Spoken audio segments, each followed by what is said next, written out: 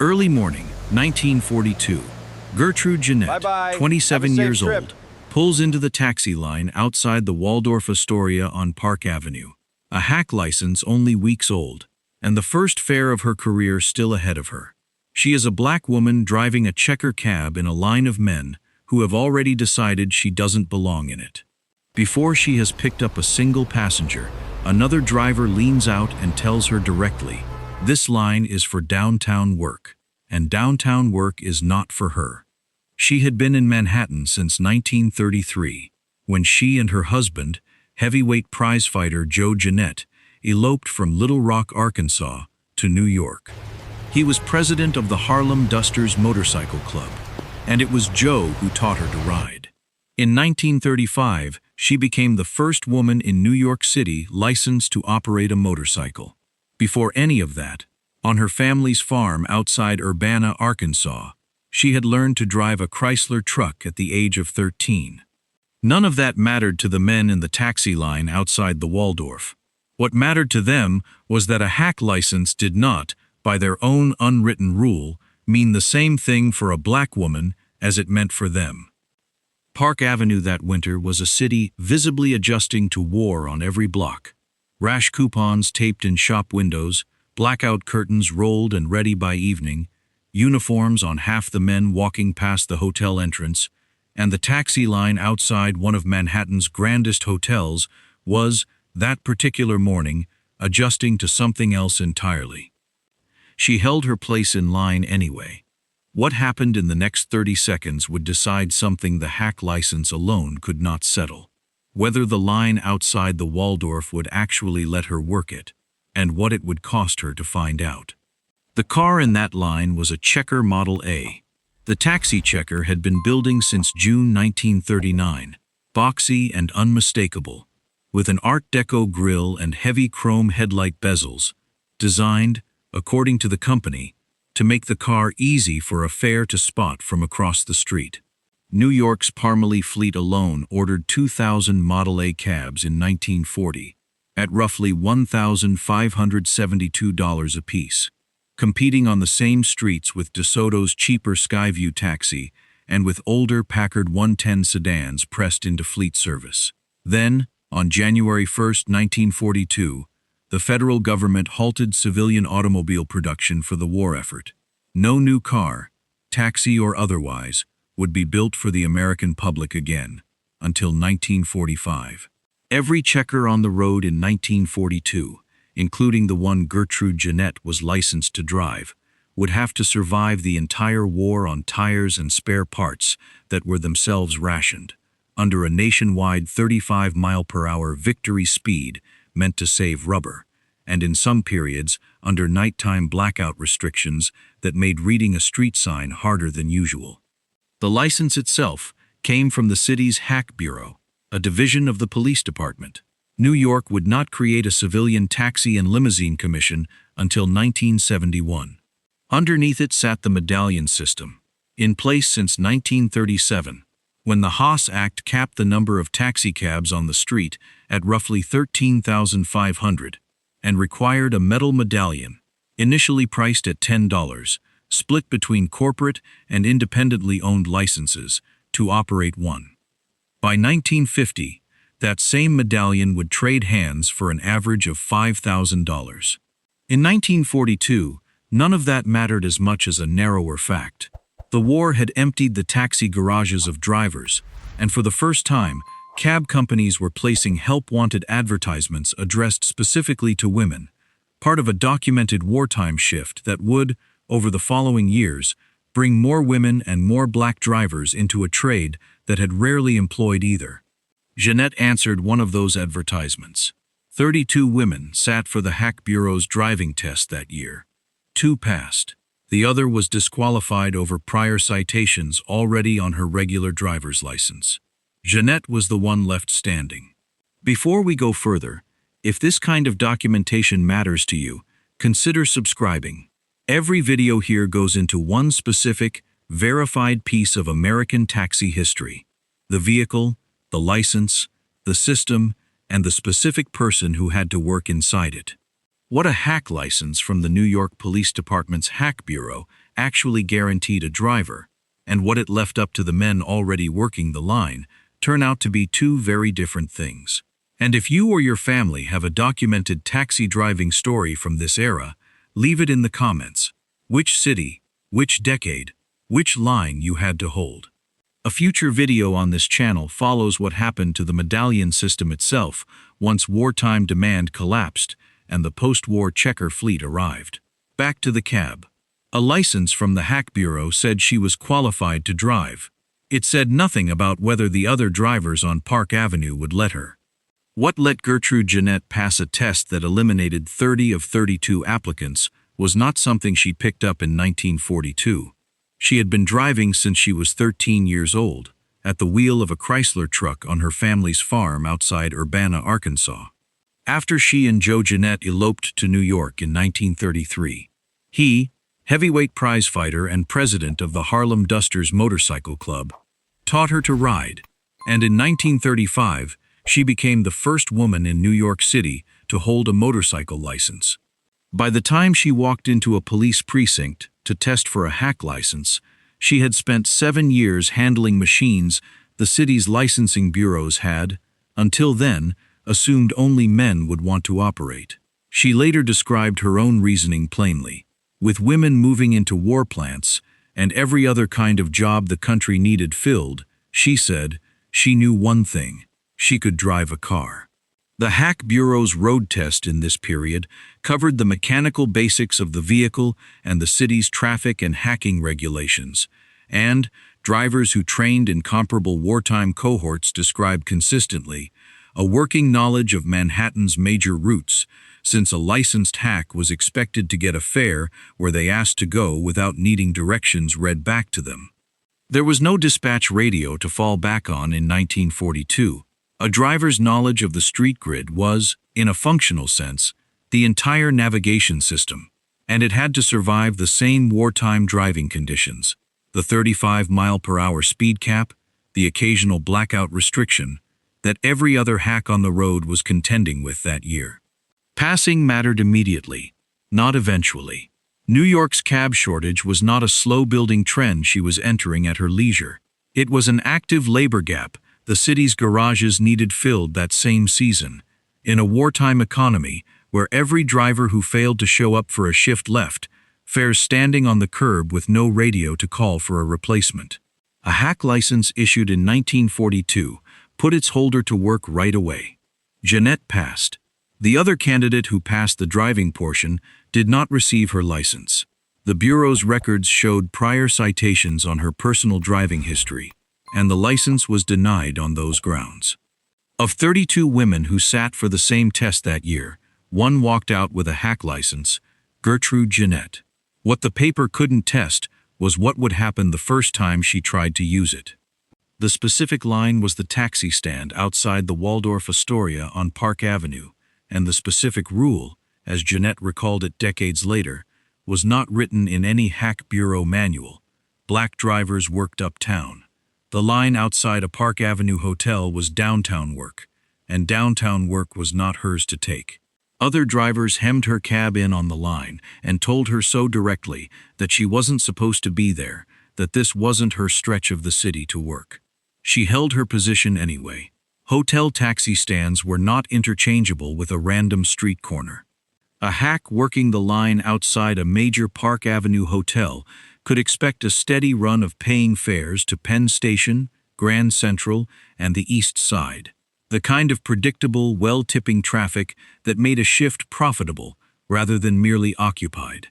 That economic reality is part of why the men already working this specific line treated it as territory worth defending, immediately and informally, against a driver they had decided didn't belong on it. Then a checker cab cut sharply in front of her. She did not brake. I rammed my Fender under his fender, swung it over to the right and ripped it, she said at a 2011 ceremony honoring her in Harlem. The driver, furious, pulled up to confront her and stopped short when he heard her voice.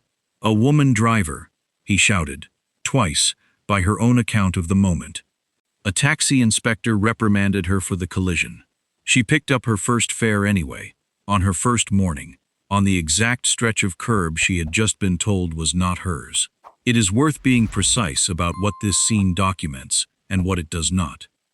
It is Jeannette's own account, repeated consistently across interviews and public appearances over several decades. Not a police incident report or contemporary newspaper coverage. No 1942 press account of the Fender incident has been located.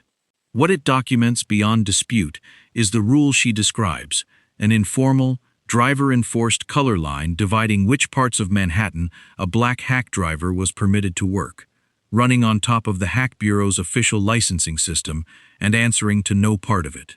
She had a license the city had certified. She still had to physically fight for the right to use it on a specific stretch of curb outside a specific hotel. The job paid in cash, fare by fare, the way every New York hack job did in 1942. There was no other way to pay a cab driver that year, and 1942 turned out to be an unusually active year to be driving one. Nationwide gasoline and rubber rationing, which intensified that summer, kept private cars parked and pushed New Yorkers who could afford it toward taxis instead. The period is remembered in contemporary press coverage as a temporary boom for the city's cab trade, even as drivers themselves were managing the same fuel and tire shortages and the same 35-mile-per-hour cap from behind the wheel.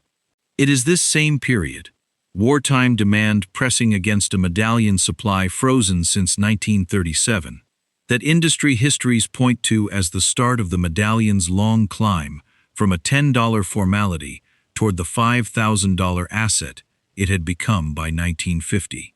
Jeannette was driving through the opening stretch of that climb, though as a driver rather than a medallion owner, she would not have shared directly in the value it was beginning to accumulate. Jeannette used the money to do something that had nothing to do with driving. She enrolled in bookkeeping classes at Abyssinian Baptist Church in Harlem, and separately signed up for a speech class meant to correct a stammer she had carried since childhood. The only class she could find was at the American Negro Theater, housed, as it happens, in the same Harlem building that today holds the Schomburg Center for Research in Black Culture, and it happened to include acting instruction as part of the curriculum. She studied there alongside Sidney Poitier, Ruby Dee, and Ossie Davis, none of them famous yet. She had not intended to become an actress. The taxi money got her in the door for a different reason entirely, and the room she walked into changed what her life did next. Exactly how long she kept driving during this stretch is less precisely documented than the events of 1942 itself. Published accounts confirm she was still driving while beginning these classes, with her acting career formally starting in 1945, when she took a lead role in a production of Our Town. What is documented without dispute is what the fares from that checker cab financed, class by class, on the way to a stage career that would run for the next several decades. The color line Jeannette describes was not a Hack Bureau regulation. Nothing in the Haas Act or the city's licensing rules said a black driver couldn't take a fare from a hotel entrance on Park Avenue. It was enforced by other drivers, informally, the way a great deal of the taxi trade's actual working rules were enforced in 1942. Not in writing, but on the street, block by block, by the people already working it. Informal territorial rules like this one were not unique to the taxi trade in this period. Many licensed trades in American cities carried unwritten codes that operated entirely outside the statute books, enforced through daily practice rather than through any office a complaint could be filed with. What made the taxi version specific was its geography. It played out curb by curb, decided in real time by whichever drivers happened to already be holding a given line when a new one pulled up. This is a different issue from the one that would later draw the city's own regulators into court. Complaints, decades on, that drivers were refusing to pick up black passengers, a pattern documented in cases ranging from actor Danny Glover's 1999 complaint to the city's Taxi and Limousine Commission, to disciplinary rulings against individual drivers as recently as the 2010s. The Taxi and Limousine Commission is the successor to the Hack Bureau. created in 1971. That later pattern is a story about which passengers a cab would stop for. Jeannette's story, in 1942, is about which curbs a driver was allowed to work from at all. Both are part of the same larger subject. An industry built on informal territorial and social rules that operated underneath its formal license system, largely outside anything the city itself wrote down or enforced. What made Jeannette's case unusual is that she had done everything the formal system asked of her, passed the test, held the only license issued to a woman that year, and still had to settle, on the pavement, a question the license itself never addressed: whose city was Park Avenue? Decades after she left the driver's seat, the record caught up with her. In 1949, 7 years after her first day on the taxi line, Jeannette and her husband were present at the Peekskill riots, where a mob attempted to attack the singer and activist Paul Robeson. Jeannette served as one of Robeson's bodyguards, and the couple used their motorcycles to help get him safely out of the area. In the 1950s, Jeannette herself was blacklisted during the Red Scare over that same association. None of it stopped the work. She wrote 5 plays, founded the Hadley Players Theater Company in Harlem in 1979, and kept directing until she was 98 years old. In 2011, Harlem's Dwyer Cultural Center held a ceremony honoring Jeannette, where she told the Fender ramming story publicly, apparently for the first time in a recorded setting. In 2021, New York City's Taxi and Limousine Commission issued a formal statement recognizing her as the first woman of any race to receive a New York City taxicab license. Her papers, personal correspondence, printed matter, drafts of the plays her stammer eventually led her to write, are held today at the Schomburg Center for Research in Black Culture, a research division of the New York Public Library, a few miles from the streets she once drove. The record is not perfectly clean, and a channel built on documentation should say so plainly. One 1940s adjacent account describes her as the second woman to become a New York City cab driver rather than the first. An earlier woman, Wilma K. Russey, is associated with driving a New York City taxi decades before Jeannette, around the mid-1910s, under a different and less formally documented licensing regime.